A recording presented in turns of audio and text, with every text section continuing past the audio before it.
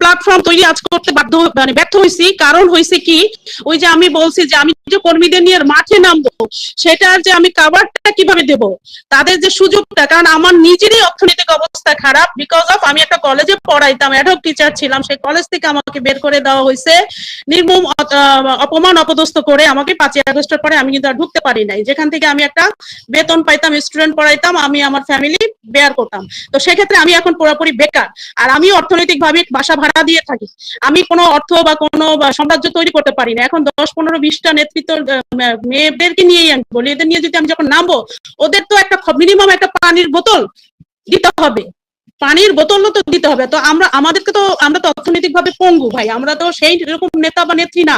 আমরা রাজপথে মাইর খাওয়া নেত্রী, কিন্তু আমরা কোনো মানে সুফল আমরা পাইনি, আমাদেরকে ওইভাবে কখনোই টেনে নেয়নি ভাই। এখন আমরা শত চেষ্টা করেও পারতেছি না।